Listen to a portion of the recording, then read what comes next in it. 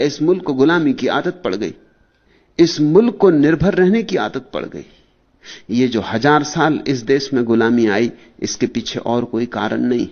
इसके पीछे न तो मुसलमान हैं, न मुगल हैं, न तुर्क हैं, न हूण हैं, न अंग्रेज हैं।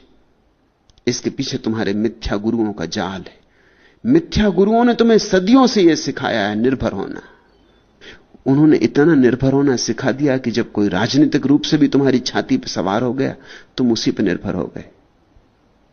तुम उसी के जी हजूर, उसी को कहने लगे। तुम उसी के सामने सिर झुका के खड़े हो गए।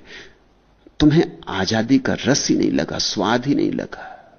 अगर कोई मुझसे पूछे तो तुम्हारी गुलामी की कहानी के पीछे तुम्हारे गुरुओं का हाथ है। उन्होंने तुम्हें मुक्ति नहीं सिखाई, स्वतंत्रता नहीं सिखाई। काश बुद्ध जैसे गुरुओं की तुमने सुनी होती तो इस देश में गुलामी का कोई कारण नहीं था। काश तुमने व्यक्तित्व सीखा होता, निजता सीखी होती। काश तुमने यह सीखा होता कि मुझे मुझ ही होना है, मुझे किसी दूसरे की प्रतिलिपि नहीं होना है और मुझे अपना दिया खुद बनना है।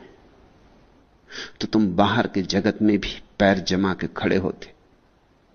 यह अपमानजनक बात न घटती कि 40 करोड़ का मुल्क मुट्ठी भर लोगों का गुलाम हो जाए। कोई भी आ जाए और यह मुल्क गुलाम हो जाए।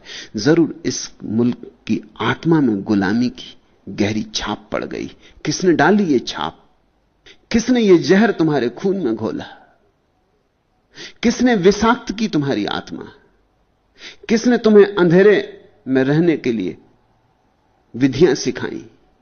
तुम्हारे तथाकथित गुरुओं ने। वे गुरु नहीं थे। गुरु तो बुद्ध जैसे व्यक्ति ही होते जो कहते हैं अप्पो दीपो भव।